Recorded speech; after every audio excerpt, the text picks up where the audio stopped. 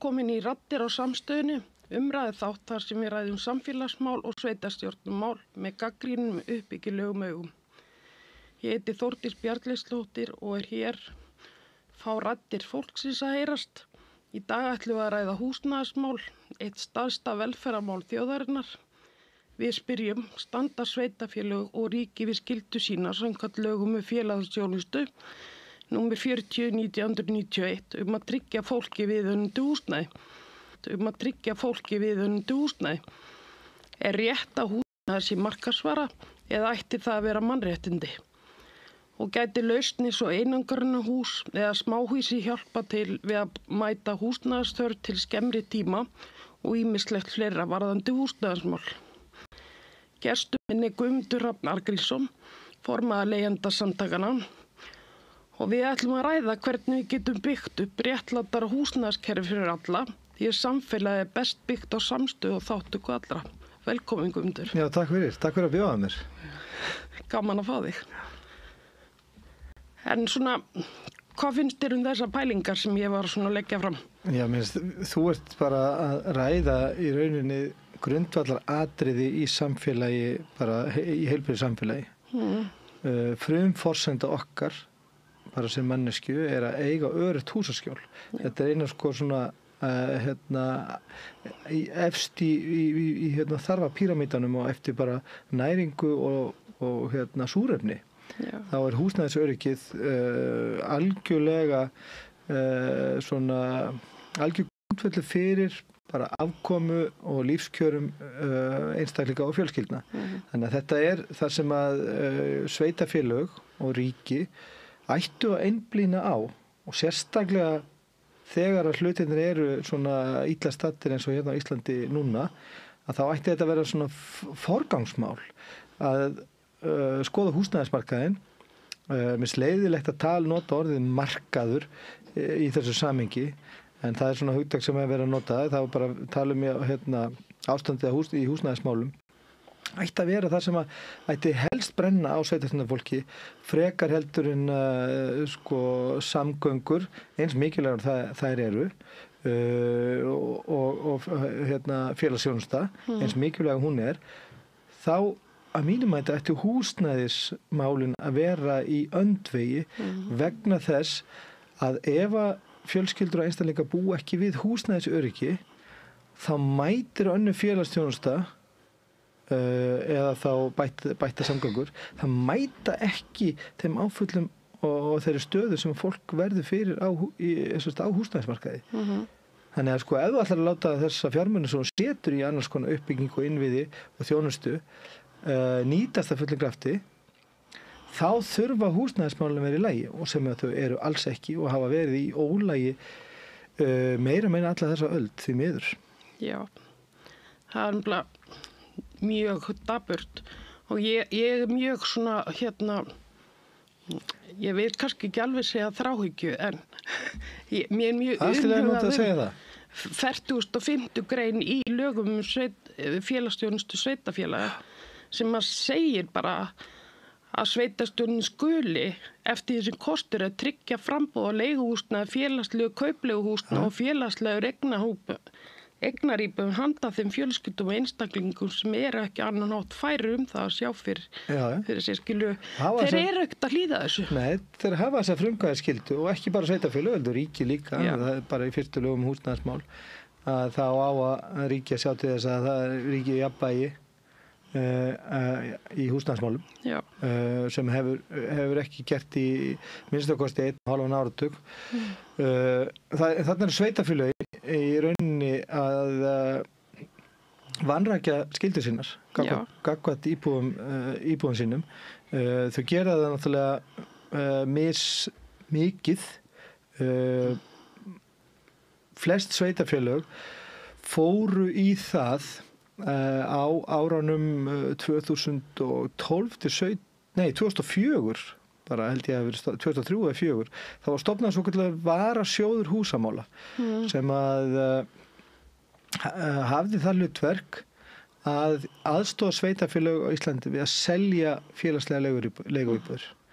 Og þessi sjóður starfaði sem sagt í frá 2003 minnum mig til 2017, þá í 15 ár og var mjög stórtæk í þessu að ýta á eftir sveitarfélögum og aðstoða sveitarfélög við að losa félagslega leiguíbúðir.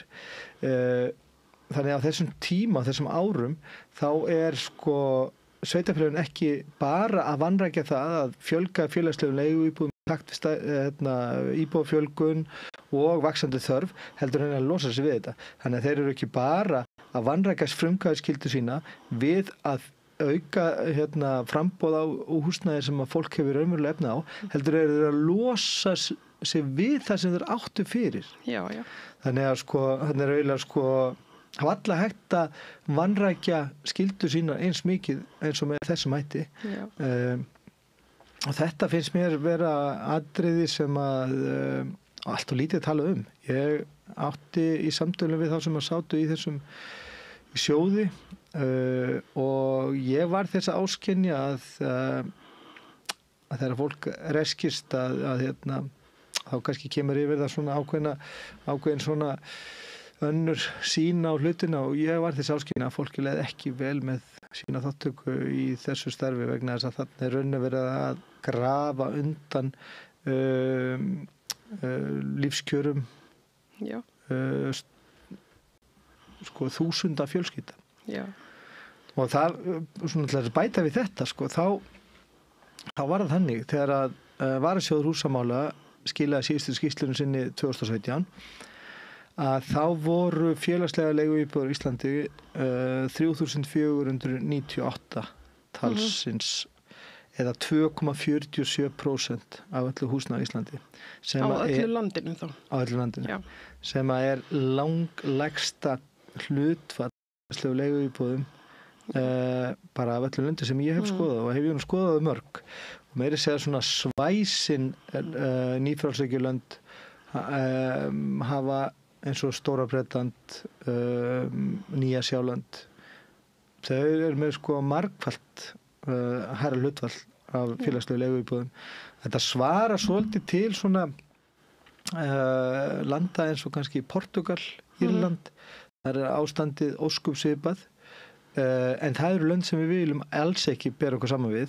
Nákvæmlega. Og reyndin er þannig núna að þessi lönd, Portugal og Írland þau vilja alls ekki bera sig saman við Ísland. Þau eru þó hótinni skárri en eru samt sem áður álitin í svona samhengi húsnæðismála vera algjörlega svona failed state. Já. En þau vilja bara ekki láta bera sig saman við Ísland. Hugsa sér. Já. En við segjumst alltaf að vera velferðarsamfélag.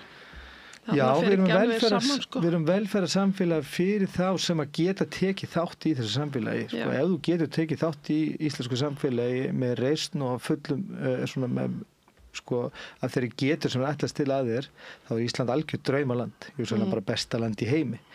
En fyrir þau 25, 30, jafnvel 40% af íbúanum sem geta það ekki, þá er þetta helvíti. Já. Og það er nú þannig að stór hluti þess auðs sem er að verða til hjá þessu efra lagi í samfélaginu, hann verður til á húsnæðismarkaði. Þannig að þar er verið að ráðast á garðin þar sem hann lægstur. Þannig eru fjölskyldur sem að hafa litlu til að skipta en eru fastar á leigumarkaði til dæmis, einkareknum óregluvættum leigumarkaði. Og þar er verið að seilast eftir þessu ráðstöfunarfé sem að þessa fjölskyldur eiga og auka auð þeirra sem eiga mikið fyrir. Það er ekki eins og þetta fólk hafi hugmyndaflugu eða atgerfi í að fara út í eitthvað business. Nei, þá að hafa örægana af féþúu. Já, besta fjárfestingin í dag er að fjárfesta í steypu. Já, þetta nýti fólk sér alveg. Já, og það hefur verið þannig lengi og það var þannig náttúrulega Ísland var svolítið byggt upp á séreign á húsnæði eins og mörg önnur lönd. Það voru mörg önnur lönd sem fóru þessa vegferð eins og Noregu til dæmis. Það sem að það var lagt upp með það að fólk ætti sitt í húsnæði vegna þess að það var álitið náttúrulega sem sparnaðarhvetjandi, þetta er líka ákveðin svona auðlegg sem verður til með því að eiga steypu, að eiga húsnæði. Það hækkar í verði svona yfirleitt eitthvað aðeins umfram verðbólgu eða minnst okkurstu fylgir verðlagi í löndunum og þú borgar dagtarúlana niður.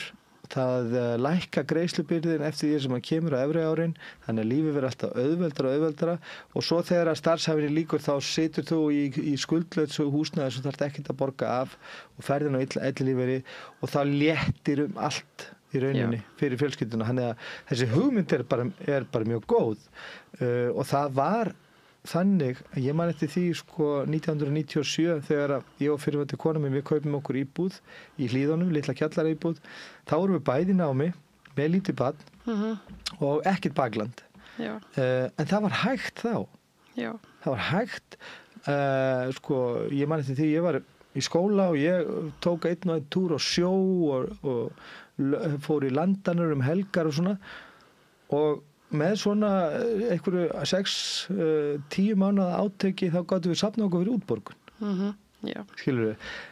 Ég á 4 börn sem eru svona minnstakosti eitt er dottið inn á húsnæðismarkaðinn eða þess að það fara að búa sjálft en ég er með 3 börn sem eru svona við það dett inn á að þurfa að fara að huga því að svona hefja sitt lífslaup utan foreldrahúsa og þau eiga bara ekki séns. Nei. Þau þurfa að eiga bara 15-20 milljónir til þess að hafa nokkur möguleika á því að komast í húsnæði. Já, unga fólki okkar í dag er ekki döfinsvert nema það sé með sterk bakland, Já, og þetta eigur mikið á stættaskiptingu. Þetta erfist náttúrulega. Staða fólks á húsnæðismarkaði, hún erfist. Það er miklu ólíklegra að fjölskyldur sem neyðast að búa á leigumarkaði með hærri húsnæðisbyrði heldur en þeir sem eru í séreign að það er ólíklega að þetta fólk geti aðstoða sína afkomendur við að komast í séreign. Þannig verið að búa rauninni til algjörlega svona fullkona misskiptingu sem erfist. Þess að hérna er bara ákveðið lag í samfélaginu þar sem að er búið að þjóðfélagsstöðu þess er búin að koma þannig fyrir að hún er erfist að stærstum hluta til. Og þetta er náttúrulega eiginlega alveg ótrúlegt að við skulum ekki vera að ræða þetta stóra atriði miklu víðar og af mikil meiri alvöru. Mér finnst ofta eins og samfélagsumræðan snúist svona það þetta er eitthvað vaktastigið og þetta er tregða sveitafélag útvega lóðir og svona. Það er alltaf fundið eitthvað svona núans í þessu umræðu til þess að einblína á svo þurfi ekki að ræða stóra vandamál sem er þessi stóra markaðsvæðing á húsnæði sem búin að eiga sér stað meira og minna alla þessu öll. Já, mér finnst þetta líka alltaf svona merkileg umræða allt saman. Til dæmis bara íbúðalán. Býtu, akkur eru þau á smukur vöxtum? Akkur er ekki bara sett stefna að húsnæðislán sé bara 1% vexti eða 2% vexti? En af hverju vextir? Af hverju ekki bara verðtryggt á 0% vöxtum? Það því að ef að ríki og sveitarfélög ætla að halda einn úti samfélagsþjónustu, menntakerfi og heilbrigðisþjónustu og bara svona almennt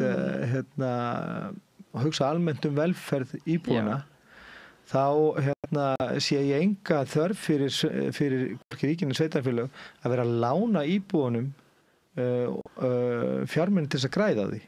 Nákvæmlega. Það ég skil það ekki vegna þess að það mun náttúrulega verða gott fyrir sveitarfélög og gott fyrir ríki ef að fólk býr við húsnæðisöryggi þá mun þessi félagsþjónusta sem að verða að halda úti hún mun nýtast betur og jafnvel sem er náttúrulega líklegra er að það mun draga úr þörfin á henni. Já.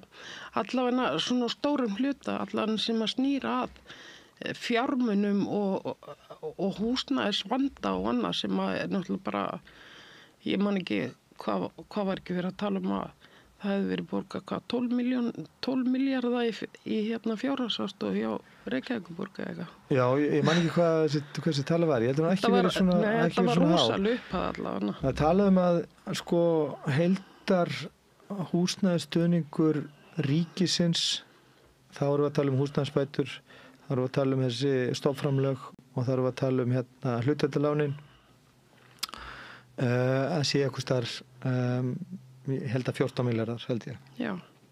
Það þessi húsnæðisstuðningur ríkisins. Hann þyrfti náttúrulega miklu síðar ef að staða húsnæðismála var í lagi og það myndi náttúrulega, þá myndi þessi fjármunir nýtast betur. En uppruni stærsta hluta þessara fjármuna kemur þetta frá leigjendum sjálf. Já. Vegna þess, og ég þreytist ekki á að benda á þessi þetta mikla órétti, er að leigusalar, þeir þurfa að greiða einkaaðilar sem eru bara einstaklingar sem eru leigusalar, þeir þurfa að borga 11% af sínum leigutekjum til ríkisins og þetta innheimta þeir af leigjendum. Þetta er rauninni bara fjármunir sem eiga upprunnin sín ráðstöfunum fyrir leigjenda og leigusalinn hann innheimtir þennan skatt af leigjendanum og skila til ríkisins. Fyrirtæki sem eru í útleigurekstri og íbúðarhúsnæði, þau þurfa að skila 22%. Þannig að þau leggja þennan skatt á leigjendan sinn og borgar svo ríkinu. Með við fjölda leigusamninga og stærð leigumarkaðarins, þá er þetta svona sirka þessi upphæð sem að fer í húsnæðisstuðninginn á ári. Þannig að sko í rauninni eru leigjendur að borga fyrir þetta allt saman sjálfur og borga fyrir stofnframlögin og borga fyrir hlutdeildarlánin. Þannig að það er ekki hægt að segja, og ég vil bara undirstrika það er ekki hægt að segja að leigjendur sé að þiggja eitthvað. Nei. Þetta eru þeir að borga sjálfur. Þetta er svona ringur. Þeir taka skattinn, leggja þú ofan á leiguna sem að leigjandinn borgar, svo fær hann húsnæðisbætur sem hann borgar svo til leigandan. Svo borgar hann náttúrulega í formi hærri húsalegu, borgar hann sjálfan styrkin bara til leigusalans. Þannig í rauninni er ríkið að liðka bara fyrir því að það sé að vera hægt að hækka húsalegu, en vel að merkja hækkun á húsalegu sem kemur oft í kjölfarið á hækkun húsnæðisbóta, hún leggst jafnt yfir alla markaðin og það er ekki nema rétt rúmlega 40% af þeim leigjendur sem hafa verið spurðir sem að hafa rétt á húsnæðisbótum. Það er stærstu hluti leigjenda hefur ekki rétt á þessu vegna þess að tekjuhámarkið er bara stillt þannig af að ef að þú ætlar að lifa af á leigumarkaði og geta bara leiktir vídeospólum helgar og keiftir pop og svona eitthvað aðeins haft svona smá olbórými, þá þarftu bara að vera með svo mikla tekjur að þú ert bara strax komin upp fyrir tekja ámarkið og þar er þetta farin ekki húsnæðisbætur. En þegar að sko húsnæðisbætur ekki koma, hækkun húsnæðisbóta kemur inn á leigumarkaðin, þá er það tilkynnt yfirleitt með pomp og prakt og látið að því liggja að þarna sé hagur leigjenda núna mikið betri og greiðslu geta þeirra miklu herri. Það fylgir enga kvaðir á leigusalana að halda aftur á leiguverðshækkunum. Þeir heyra bara skilabóðin. Leigjendur í Íslandi er allir að fá 15.000 krónur aukalega á mánuði og þannig fylgir húsaleigan bara eftir og það gerir það svo fyrir alla og líka þá sem að eru að berjast í bökkum en fá ekki húsnæðisbætur.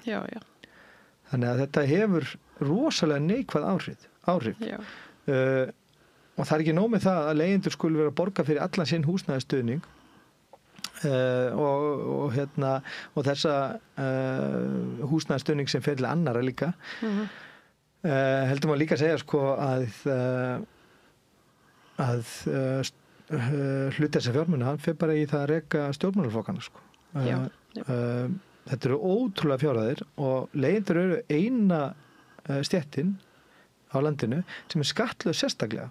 Það er engin önnur stétt þar sem að sko staða viðkomandi er sérstaklega skattlögð og það er gert fyrir leigjendur. Það er ekki gert sérstaklega við útgerðarmenn eða ríka, nei, tekjustofnin er leigjendur á óregluvæddum leigumarkaði. Reglur á íslensku leigumarkaði voru metnar af OECD og eru það ennþá 4. lögust í af öllum aðildarríkjum OECD. sem held ég 60-70 talsins. Wow. Íslenskt regluverk varðar til vernda leigjendur. Það var skoðað sérstaklega hvað það í regluverki þessu aðildarríkjanna sem ver leigjendur. Það að segja tenant protection eins og heitir á ensku, eða vernd fyrir leigjendur. Þá skoraði íslensk löggjöf 0,14 af 1, það er 14% af 100. Og það er eins 3 lönd sem skoru lægra. Það var Ísrael, Nýja-Sjáland og Stóra-Bretland. En Stóra-Bretland og Nýja-Sjáland, ég veit hins vegar ekkert Ísrael, að ég kæri mjög bara ekkert að vita neitt hagtölu þaðan, að Stóra-Bretland og Nýja-Sjáland með miklu stærri félagslega reiknimarkað. Já. Þegar þú ert með stóran félagslega reiknimarkað, þá þarftu miklu síður á að vera með sterka löggjöf til að verja leigjendur út á henni einkamarkaði. Það er eiginlega ígildi regluverks að vera með sterkan félagslega reiknimarkað. En þú sér bara stöðuna. Að við erum með lægsta hlutfalli af félagslega húsnæði og svo erum við með lélegustu löggjöf til vernda leigjendur bara líka við að segja í heiminum. Já. Þannig að samt hringir ekki bjöllum. Á sama tíma þá á að skattleggja þennan hóp sérstaklega. Já. Til þess að standa undir rekstri á sjálfstæðisflokknum og þingfarkaupinu. Þetta er mjög hugulegt. Finnst þér ekki? Þannig. Ég meina, þetta er náttúrulega þetta er svolítið absúrt og ég oft er ekki með það því ég reyna að reyfa þetta að fyrir fólk er þetta náttúrulega bara, þetta getur ekki verið, en staðan er bara svona. Já. Þetta er bara að skrifa í lagabókstafinn að leigusalar, einka aðilar og annars vegar og hins vegar fyrirtæki borga annars vegar 11 og 22% skatt af leigutekjum sínum. Já. Og þetta eru peningar sem innheimtir af leigjendum. Já. Maður sér oft inn á Facebook að einhver sem ætlar að fara að leigja út íbúðun sín og spyrja hvað þarf ég borga mikið skatt af þessu svo ég geti lagt ofan á leiguna. Þannig að þú veist, þetta er bara staðreynd og meðan kerfið er svona, þú veist, mannskepnan er alltaf þannig, við finnum alltaf einhver leiðir til þess að gera betur við okkur sjálf í gegnum kerfin eða þú veist til þess að við komum ekki illa út úr því, skilur, það er alltaf bara. Já, og svo er líka oft svolítið hugarástandur oft líka svolítið þannig að það sé ekki morgundagur, bara ná eins miklu út úr þessu eins og ég get. Já. Alveg sama hvað. Alveg sama hver verður fyrir því, hvaða afleiðingar það hefur og hversu sveinar slóði skilja eftir mig. Ég ætla bara að ná út úr þessu kerfi eins miklu og ég get. Já. Og skeita engu afdrif samborgara sinna og samfélagfólks. Nei, það er bara hvað kemst í mínu ása. Já, og ég hef oft sagt það og það var eiginlega fyrsta sem var fyrsta opinberunin sem mætti mér eftir að ég fór á kaf í að skoða þessu hluti 2021 og þá hef ég verið leigjandi sjálfur í 5 ár og þá náttúrulega sjálfsögur líka mínu upplifun af aukveru leyti er að staðan á leigumarkanum hún dregur það versta fram í góðu fólki sem eru leigusalar. Því ég þekki leigusala sem ég veit að eru gott fólk en hagar sér eins og skepnur sem leigusalar. Já. Skilurðu? Það er eins og bara að þetta drægi það versta fram í fólki. Já. Þannig að það er mjög mikið til þess að gangi í þetta. Nú erum ég og þú, við erum búin að vera samstarfsfólk í þessari baráttu allan þennan tíma og við erum búin að hafa hátt og við erum búin að reyna allt eða reyna margt en það lagast ekkert. Nei. Og ég velti oft fyrir mig bara af hverju það er. Ég held að einn stóra skýringin af því sé að þeir sem að fara með þessi mál, þeir sem að taka ákvarðanir og hafa eitthvað ákvarðanvald í þessu, enginn aðeins meir leigjandi. Já, ég held að það sé rosalega stóra ástæða og kannski þekki heldur ekki neitt sem er leigjandi. Af því, ég man þegar við byrjum í þessu, ég var bara svo barnalega, ég held einhvern veginn að þessir umræði eru þau kannski pínlítið fagnað en fólk það fór freka bara í vörn gegn leyendasamtökunum og hvað voru sökuð að vera afbyrðisum út í fólk sem að Já, við varum sökuð út í eigna fólk og við varum róttæk og ekki í húsum hæf. Ég sagði hann oft þannig vegna þess að sko þegar að þú ert komin í svona einhverja hagsmunabaráttu fyrir svona stóran hóp af fólki með svona mikilvæga hagsmuni þá gengur það einfaldlega ekki að vera eitthvað svona að biðja orðið. Nei. Svona á kurteisas hátt eins og bara í einhver samkvæmi. Það rosalega mikil íða og svona og hávað út í samfélagsumræðinni. Það þurfti bara að vera með læti til þess að ná einhverju aðeins athygli og það þurfa allir að gera þetta. Ef þú ert með sérstaklega svona mikilvæga og brýna hagsmuni þá bara verður að fara inn í slaginn svona. Ég veit ekki sko fyrir svona settlega eignafólki þá náttúrulega var þetta dónaskapur hjá einhverju vanstiltu og öfgafullum róttaklingum. Skilurðu? En líka maður bara svona við vorum hvergi auðfúsgestir. Það var ekki þannig. Líka bara svo skil ég ekki, hver róttæknin í því að vilja allir hafi húsnæði yfir höfuð skilur sem bara skynsamlegt og réttlátt. Það bara frábær spurning vegna þess að svarið er einfalt.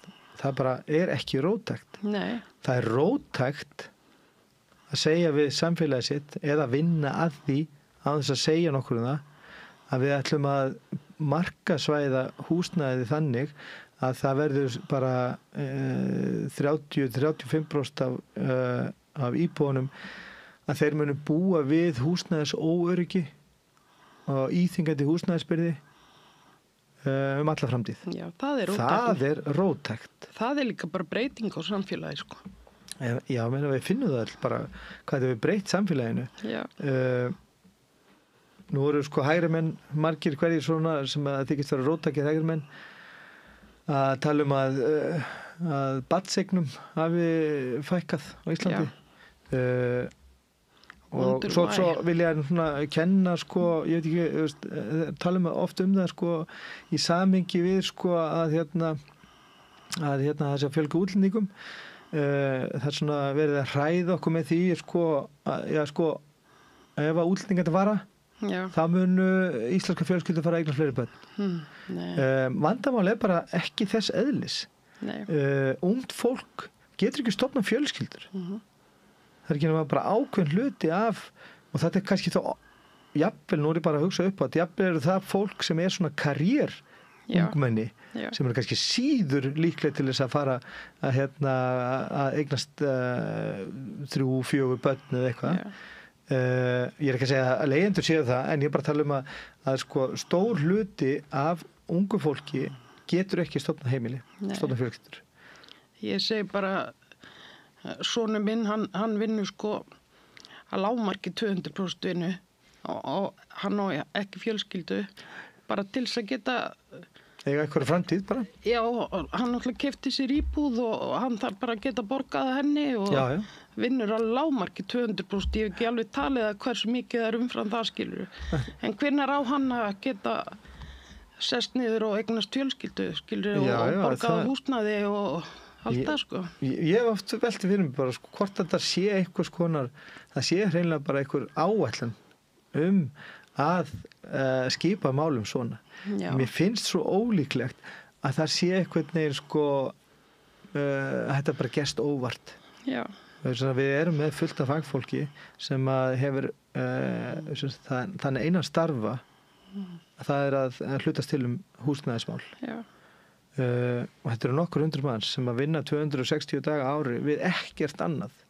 Þannig að segja að það sé bara eitthvað í ólagi sem engin viti hvað er og ég man eftir því að ég teikna þetta svolítið upp þannig að sko svona stærstu leikandunir inn í varðandi húsnæði, það voru sko bankarnir, ríkið og sveitafélögin. Það svona þessi 3 aðilar sem að hafa mest ábyrgð á því, það voru bankarnir, sveitafélögin og verktakarnir. Þeir voru svona að segja, sko, verktakarnir sögðu að það allt og hátt vaxtastig eða vantar lóðir, sveitafélögin sögðu verktakarnir eru tregir, við erum með nóg á lóðum, bankarnir sögðu að vantar lóðir, og það var eins og sko að það var ætlast til þess að þessum 3 svona stóru aðilum sem varða húsnæðismál, sem höfðu rauninni sko algjörlega lykil áhrif á það hvernig framvindan því, þessi 3 aðilar hagnast sem aldrei fyrr á ástandinu. Bankarnir dæla út svimandi háum húsnæðislánum og húsnæði hækkar alveg gríðarlega. Þar leiðandi sko tryggingin á bakvið útistandandi húsnæðislán verður alltaf meira virði sem að þið getur bókfært. Sveitafélögin hagnast sem aldrei fyrr. Búið þrefaldast húsnæðisverðið á höfuðborgarsvæðinu bara á einhverjum 12 árum með tilsvarandi hækkun á fasteignamati og þar lendi fasteignarsköttum. Þannig að sveitafélögin orðin háð þessu. Og svo verktakarnir. Þeir hagnast á húsnæðisskortinum vegna þess að húsnæðisverðið hækkar alveg sko bara í línulegu samhengi við það. Og þar lendir þeirra hagnaður. Það ekki eins og þannig að sko hvorki laun eða kostnaður við aðföng fylgir ekki að þetta bara kemur fram í auknum hagnaði. Og allir segja ekki benda mig. Allir segja ekki benda mig og á meðan gerist ekki neitt. Þess vegna segi ég sko að það þarf íhlutun ríkisins inn í þetta. En við höfum bara ekki verið með stjórnvöld langt skeið sem hafa sýnt svo nokkurn áhuga. Það er að segja kannski að vissu leyti að stjórnvöld 2009 til 2013 sem voru rauninni að fást bara við eftirhrunsárin, alltaf uppgjör og alltaf. Auðvitað hefur náttúrulega að hafa augun á húsnæðismálum en gerði það ekki. Það geta einhver sagt þeim vorkunn. Ég segi nú nei, en ég skil óskup vel að það hafi ekki verið í forgangi. En frá því að svona efnahagurinn fór af stað aftur svona 2014-15 að þá hefði það náttúrulega átt að horfa á húsnæðismálin sem svona aðalverkefni bæðis ríkis og sveitarfélaga vegna þess að á árum 2007 til 2014 var ekkert byggt, eða 2008 til 2014. Og þar var komin ofsalega svona uppsefnuð þörf á húsnæði. En þá byrjar á sama tíma þéttingarstefnan hinn Reykjavík og það var þannig að þeir sem að vildu og gátu og höfðu þekkingu á þessum málum, þeir gátu séð að þetta myndi skapa alveg gríðarlega mikla eftirspurn eftir húsnæði, ekki það að eftirspurnin aukast, heldur að framboðið minnka. Og þannig að bara verður lætin í eftirspurni miklu meiri. Þess að það alveg fyrir. Já. En svo þetta líka alltaf orsök afleiðingar. Svo hvort að yfir að launafólk sé byggðin launahækkanir. En þetta afleiðingin af orsökinni. Það bara þannig. Þú þarft meiri peninga til að lifa af í svona umhverfi í stað þess að þessi hlutir séu bara lægi, þá það hefur ekki mikla fjárþörf. Þetta sko, þarna komum við einum mjög mikilvægum anga í þessu saman. Það þannig að sko húsnæðis hlutur verðbólgunar, vísitölunar, reiknaður út frá svokölluðu leiguígildi. Og hann var áður reiknar út frá líka hluta til út frá þinglistu leigusamningum sem að þrátt fyrir að þinglistu leigusamninga væri að stofni til svona stærstum hluta til húsalega sem var að einhver hluta til félagsleg eða þar sem að fólk var að fá húsnæðisbætur, að þá hafði húsalegan alveg frá sko svona 2011 frá því að voru að mæla vísitölu húsalegu að hafði hún alltaf að minnstakosti 30 og alveg upp í 45-8% hlutdeild í verðbólgu þess tíma. Já. Og við erum að horfa upp á það ennþá í dag. Ég held að ef ég man rétt það verið 44% af verðbólgunni eins og hann stendur í dag sé tilkomin vegna ástands á húsnæðismarkaði. Og þá erum við að tala um leigu ígildið. Það er að segja, það er ekki verið að tala um verðhækkanir húsnæði. Það er verið að horfa á hvert leigu verðmætið á húsnæðin sem hún býrði í. Það er að segja, hvert verðmæti húsnæðis sem mánaðarleg neysla. Já, neysla. Og við erum að sjá að heilmingurinn verðbólgu er tilkomin vegna ástandsins á leigumarkaði sem hefur svo áhrif á öll heimili á Íslandi. Og af hverju er ekki öll rauð ljós blikkandi? Já, af hverju er ekki bara öll önnur heimili á Íslandi að segja, heyrðu, það verður að taka til í húsnæðismálum, það verður að setja réttavernd og leiguvernd og réttláta húsalegu og leigumarkanum til þess að draga úr verðbólgunni. Svo við þurfum ekki að borga hærri húsnæðislán vegna þess að það sem að gerist fyrir stóran hluta, alltaf sé ekki svona hátt í þriðjungur, kannski er það eitthvað minna, af íbúum og fjölskyldur landsins sem búa við mjög íþengandi húsnæðisbærði vegna húsnæðislán. Það er að tala um leigjendur í Íslandi búa við einhver hæstum húsnæðisbyrði sem umgetur í Evrópu. En nú erum við að taka þá sem eru búin að taka lán og eru að reyna að standa undir því. Þau líða mikið fyrir verðbólgustigið. Og verðbólgustigið er tilkomið að heilmingshluta til vegna stöðunar á leigumarkaði. Til þess að lækka verðbólguna með einföldum hætti, það er að setja reglum um leiguverð. En það dettur það engum í hug. Nei. Þess að það kemur við svona, hvað maður að segja, það er svona eiga, svona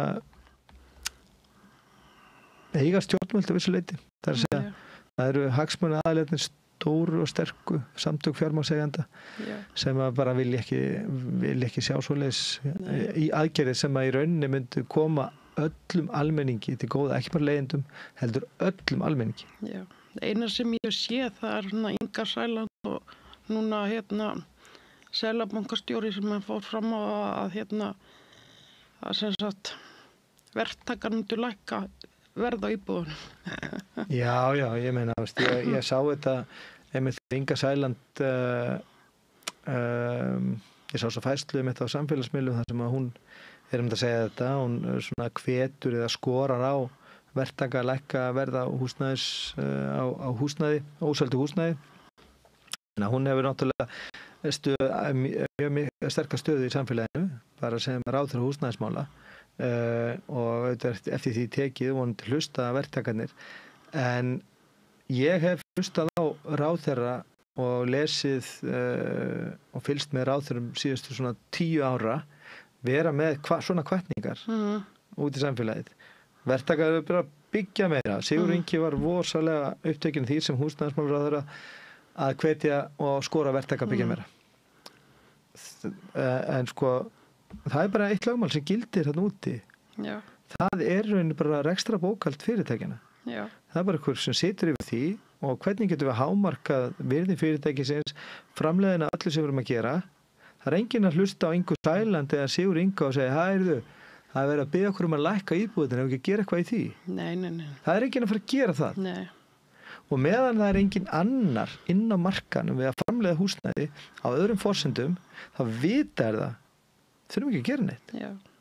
Því að við, þrátt fyrir það að þetta séu iðulega aðilar sem að tala um hinn heilaga markað og hinn heilagu markaðslögmál, þá vilja þeir ekki sjá markaðslögmálin inn á húsnæðismarkaði. Nei. En nú eru bara sveitarstjórnarkosningar. Já. Þannig að mér langar að snú okkur svona að sveitarstjórnunum. Já.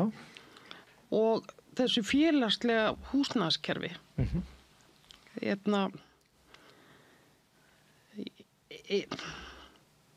samkvæmt þessu lögum þá eiga þau líka að byggja kauplegu húsnæði og eignarhúsnæði ásamt leiguhúsnæði, félagslegu öllu. Er þetta ekki bara svolítið mikilvægur grunnur sem við ættum að vera svolítið að hamra á?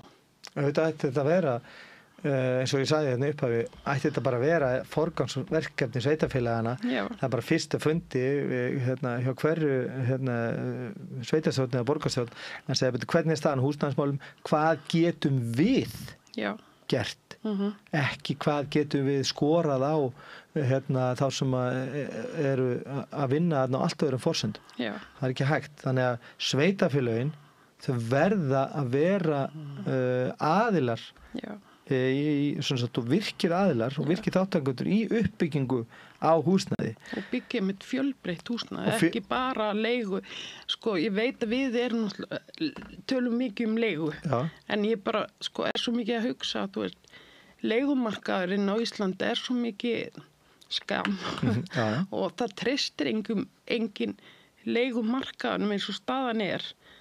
Hann er búin að fara illa með mjög margar fjölskyldur. Þannig að maður hugsar, þú veist, hvað heldur þetta mun taka bara marga áratugi fyrir bara fólk að fara að treysta góðu leigumarka á Íslandi? Já, það mun taka mjög langan tíma. Þannig að þú veist, við þurfum að fara að fókusera svolítið svona út fyrir það, Já, ég er sammálaður og það var þannig að svona framöður aldamótin síðustu, það voru einnig 3 svona uppbyggingakerfi í inn á húsnæðismarkaði. Það voru voru sveitafélögin, þau voru að byggja. Það var til dæmis til eitthvað sem byggingafélag Reykjavíkumanni sem að stóð fyrir til dæmis að byggja nokkrar blokkir upp í Breiðholti. Og það voru þá íbúðir sem að sveitafélögin áttu, svo voru verkamannabústaðirnir og svo voru samvinnufélögin og þetta eru allt aðilar sem voru að byggja húsnæði og framleiða húsnæði algjörlega óhagnaðardrifið. Það var bara að uppfylla félagslega þörf og svo var til hliðar við þetta svona einkarekin hagnaðardrifin markaður eða fyrirtæki sem voru að kaupa lóðir en þau þurftu að starfa í samkeppni við þessa hina aðila sem voru að framleiða húsnæði. Annarkvæmt þetta húsnæði að vera betra, stærra og það þurfti að gæta hófs í álagningu og svona. Og þetta gafst bara ofsalega vel. Það er það voru miklu fleiri verktakar. Núna eru bara eitthvað 3-4 risastóri verktakar sem byggja allt húsnæði. Verkamannabústaðir komið fótum undir foreldra mína. Já, það voru líka verkamannabústaðir, voru svona félagslegar svona kauplegu íbúður líka og þetta þarf náttúrulega líka að hugsa til vegna þess að eins og bendir réttilega á þá þarf þetta að vera fjölbreytt. Það þarf að vera til öruggt leiguhúsnæði fyrir það sem vilja vera leigumarkaði sem að vilja og kjósa sjálfir að vera hluti af þessu hreyfanlega vinnuafli. Það er að segja geta farið og flutt á Reyðarfjörð eða til Grænlands eða Danmörkur og svona og vilja kannski haga lífinu sinni svolítið þannig. Eða bara ekkert viss hvað þeir vilja búa og kaupa sér í svona kauplegu íbúðum eins og í Danmörku til dæmis. Það er mjög vinsælt kerfi sem að heitir andelsbólir eða sem sagt svona hlutdeildar íbúðir en það er ekkert skilt hlutdeildarlánum reyndar. Það er bara þannig að þú kaupir þig inn í ákveðið fyrirtæki og þú er þannig að þetta eru sjálfseignarstofnanir mismunandi stórar, sum þessi félög eru risastór og eiga kannski 100, jafnvel 1000 íbúða, sum eru bara 1 stigagangur. Og þá er það þannig að þá kaupur þig inn í félagið þetta er svo vinsælt að þú þarft að skrifa hann á biðlista og það er þannig gangurinn hjá dönunum að þeir skrifa börnin sín bara á biðlista bara við fæðingu bara til þess að vera viss það að þegar þú orðin 17 ára gömul þá eru þau bara komin og geta fengið og þá býðst þeim að kaupa íbúð. Þá er það þannig að það er íbúð í þessu félagi sem er á sölu á einhverju upphæð og það er líka ákveður svona markaðurinn ítir verðinu líka upp á þessum íbúðum en þær eru hins vegar alltaf svona 80% ódýrari heldur en aðrar íbúðir vegna þess að sko þá bara borga byggingarkostnaðinn og ekkert annað. Það er ekkert annað svona markaðslögmál sem gildir þarna. En þá bara kaupir þið inn og ég held að sé þannig að sko að þú borgir gjald sem að er ígildi 10-20% af markaðsvirði íbúðarinnar sem er samt mjög lágt og þá ertu komin inn í félagið og svo getur þú farið á milli íbúða í félaginu. Félagið á kannski raðhús niður við sjóin og þú getur Svona eftir þessi fjölskyldan stækkar. Já, eftir þessi fjölskyldan stækkar. Það er eitt svona kerfi sem er svona kerfið þar sem að þú átt bara þína innborgun og svo getur þú alltaf selt og þegar þú selur þá færður rauninni bara markaðsverðið á útborgunni tilbaka. En leigan er ekki nema sko, ég veit ekki 20-30% af því sem við gengur að gerast á markaðnum sko.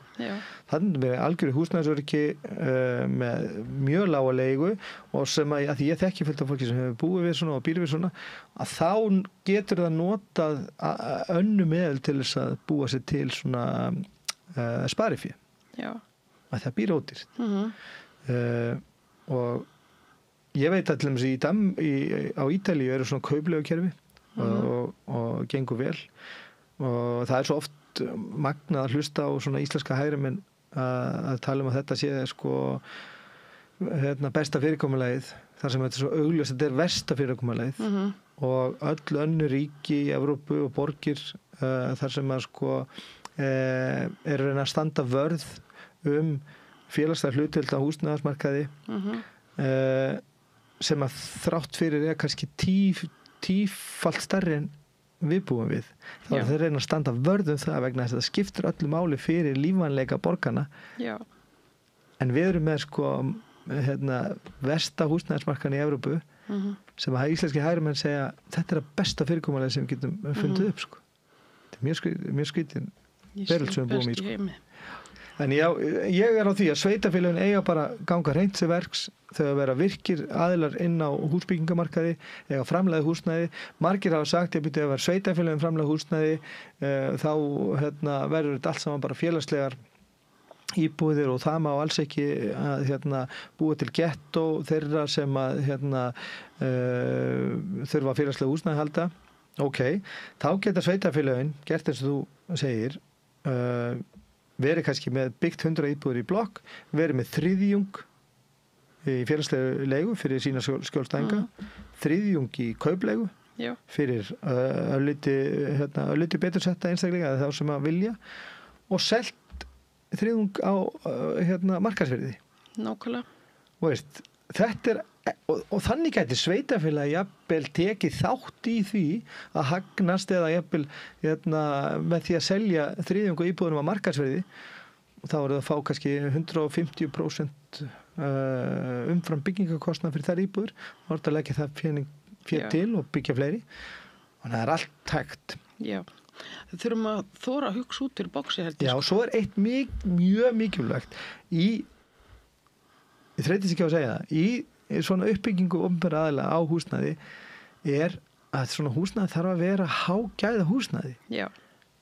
En það er svolítið brunnið við hérna á Íslandi að félagslega leiguíbúðir þurfa að vera öðruvísi og það þurfa að vera svona minnisvarðar jaðarsetning og fátækt þeirra sem búa.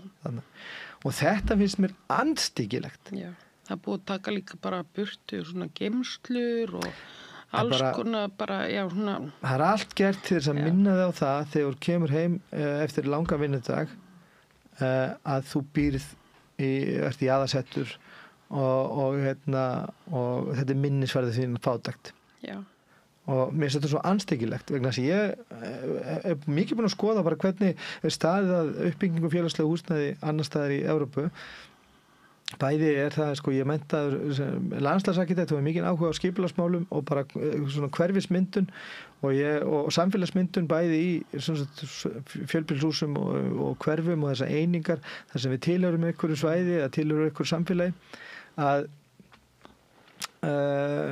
flest löndum er mjög mikinn metnað þegar kemur að uppbyggingu félagslega húsnæðis og það eins og þannig að sko mörg lönd eru með sko mesta metnaðinn í að gera sem glæsilegast félagslegt húsnæði. Já. Mjög mikla pælinga varðandi sko sameiginleg rými og hvernig getur við komið til móts við fjölskyldur sem búa þarna. Þetta eru kannski veislusalir sem þú getur fengið fyrir ferminguna á börnunum þínum eða afmælisveislur.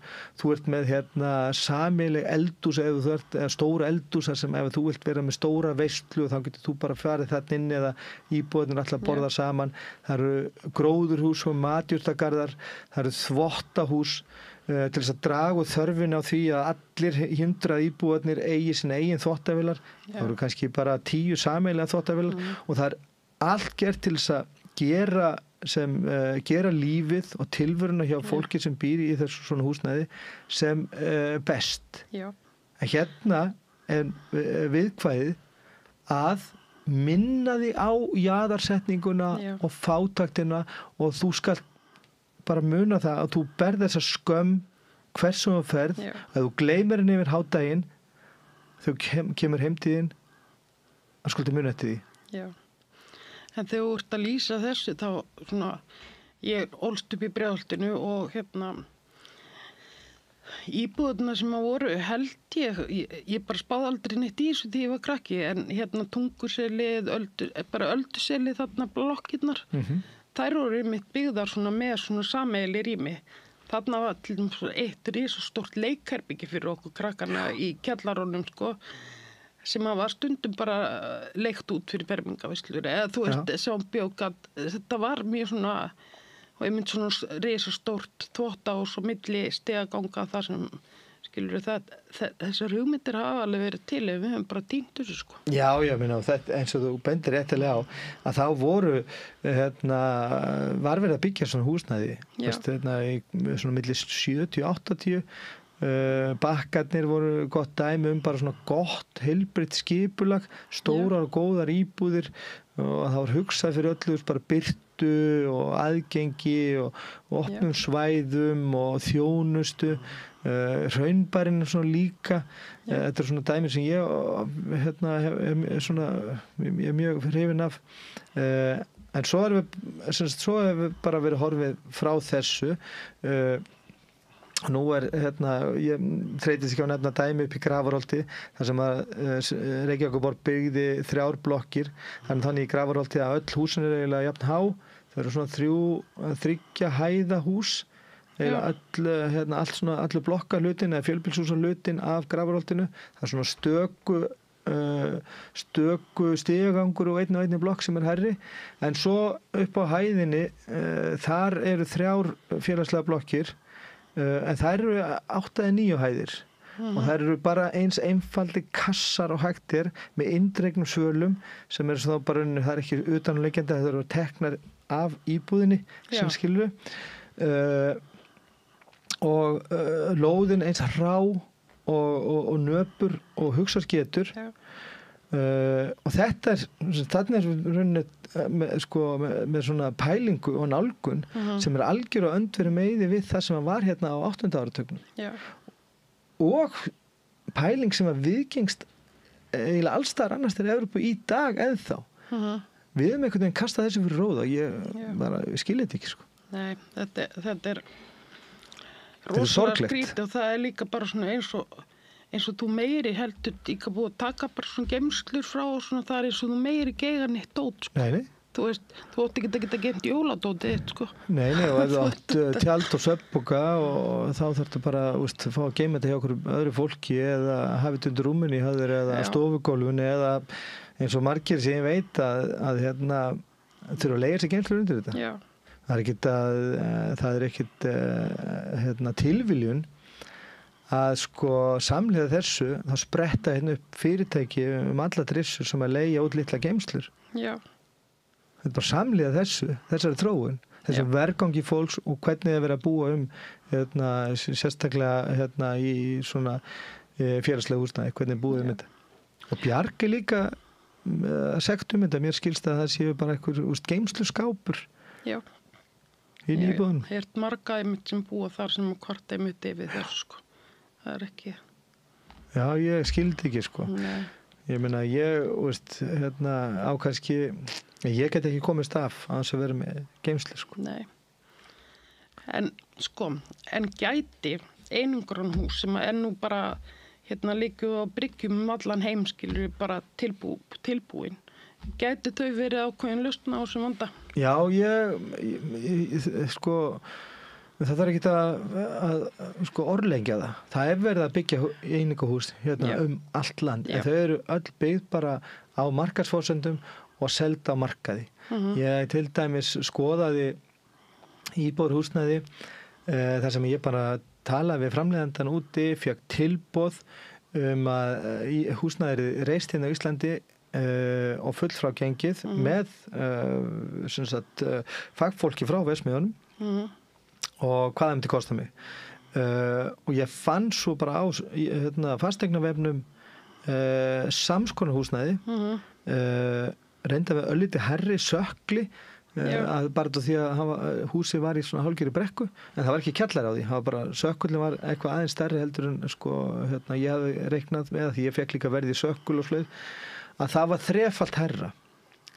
Markaðsverðið á húsnæðinu miðað við hvað nýtt húsnæði hefði kostað í uppbyggingu og tilbúð bara til innflutning, þú þurfti bara að kaupa þér fægiskóplu til þess að sópa undan skónið þegar það færir inn. Þannig að þetta hafi verið að gera þetta á hverjum degi ef verið að reisa einingahús. Þannig að það er ekki spurning hvort þetta sé eitthvað físilegt eða hvort þetta sé gæðahús. Sleppum þessar umræði. Það er ekki umræðan.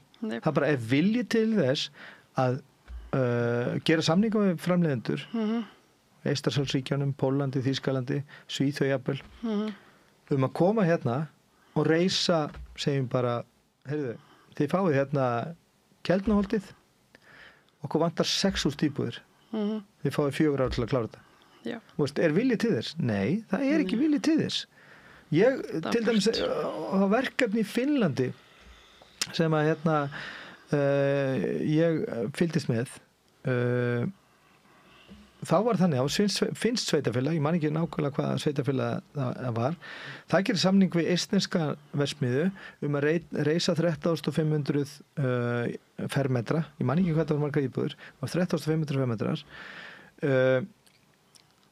og skila því svo bara hverfin öllu, þetta voru fjöldin allar á húsum, flest á 2 hæðum og þetta skila hverfinu öllu bara með lóðan tilbúnum og svona göttum og stígum allt svo leiðis. Þetta var bara svona heilt orðútboð og verðið sem að þeir sömdu var að það var fermetri á 240.000 og með söluverðmæti á fermetri á fasteignamarkaði á Íslandi kringum 1 milljón. Skilur við. Þannig að þetta er alveg hægt. Það er verið að gera þetta víða og þess vegna ættum við að gera nákvæmlega sama. Bara gera samninga við framleiðendur að byggja þetta fyrir okkur. Og eitt annað verkefni sem ég ætla að benda á líka sem er ekki alveg að þessu meiði en sýnir bara hvernig fyrirkomulega getur verið. Það var samvinnufélag sem var stofnað rétt fyrir svona Kolding í Danmörku. Það voru bara 5 einstaklingar sem tóku sig saman, stofnuðu húsnæðissamvinnufélag og eftir eitthvað tíma, ár eða svo, þá voru þau búin að móta félagið og fá fleiri til sín og svona og sömdu svo við sveitafélagið að fá lóð undir 104 íbúðir og svo auglistuðu bara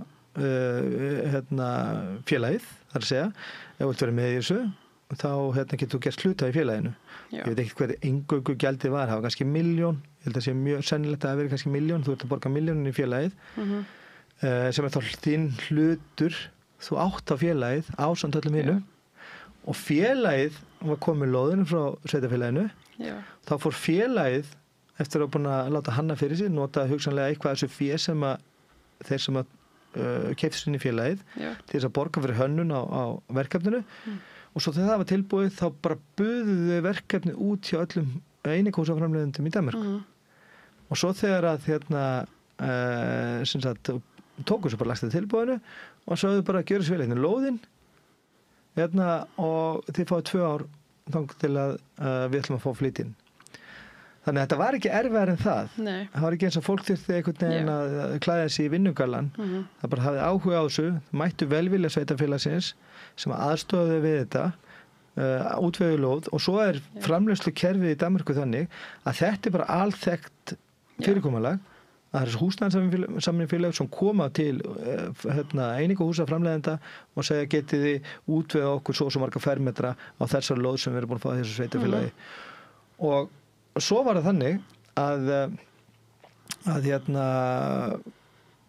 framleiðandinn, hann lánar svo fyrir sem sagt, hann lánar þér fyrir íbúðinni, þessas félaginu. Og svo félagið bara ykkur 60 ára að borga þetta tilbaka, skilurðu? En það var að borga allir sína hlutdeild af láninu. Þú átti kannski bara 0,97% og þá það bara þín hlutdeild í hverju mánuði. Þetta alveg hægt. Já, þetta snilt, sko. En tíminn okkur að vera búinn, sko. Þannig að við erum búin að svara því að að þetta lausn. Já, þetta er eins og ég segi, það verið að gera þetta út all land, einingahús, leiðum við nöfnum einingahús í þessu sammengi, þá bara svona einingahús, það hægt? Hægt?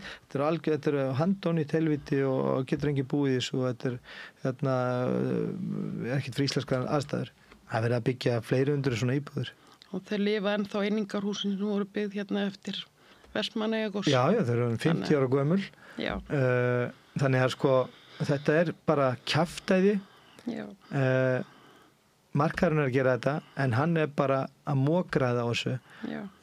Sveitarfélögin þurfa bara að fara inn og segja hvernig getum við gert þetta sama, en við ætlum ekki að græða á þessu. Við ætlum bara að koma út á nulli, en við ætlum að auka lífsgæði íbúðan okkar tífalt í leiðinni. Þannig að við hvetjum ríki og sveitarfélög til að láta þetta verða að veruleika og fara að byggja fjölbreytt húsnæði fyrir alla. Er það ekki? Ég tek undir hvert einasta orð. Og svo erum við líka búin að svara því á Íslandi húsnæði markaðsvara en ekki mannréttindi. Já, það þannig. Þrátt fyrir það að standi í Íslendingar að hafa lögfest mannréttindasáttmálan og viðaukann um réttindi viðeigandi húsnæðis, þar sem að kemur fram að þetta sé mannréttindi að eiga húsnæði. Íslendingar hafa lögfest þennan samning og viðaukann. En reyndar eitt af þeim ríkjum sem að neitar að undirrita svokölluð viðauka eða prótokól við viðaukan sem að heimilar borgurum ríkjana að sækja mál gagnvart ríkinu ef að ríki stendur ekki við samningin sem það er lögfest. Þess að þá er þetta ómerk lög ef að ríki segir þetta er lög í landinu en það getur engin krafið okkur þau. Skilur við, Ísland þar með allt niður sig. Þannig við ætlum að standa okkur illa en þið getur heldur ekki sótt réttin ykkar. Nei, þið getur ekkert sagt við því, Þannig að það er víða pottur brotin í þessu, Já. Látum þetta vera síðust orðin. En ég ætla bara að koma með smá loka innslag og þetta voru raddir á Samstöðinni. Og takk kærlega fyrir að hlusta og horfa og sérstaka það geti Guðmund Hrafn Arngrímsson fyrir samtalið og Laufey Linda Ólafsdóttir fyrir að taka þáttinn upp og senda hann til ykkar. Þáttinn má sjá á YouTube, spilarinn.is, samstöðin.is og í sjónvarpssímans. Takka 5 á fjarstýringu og öllum helstu hlaðvarpsveitum. Við heyrumst næst því samfélagið best byggt á samstöðu og þátttöku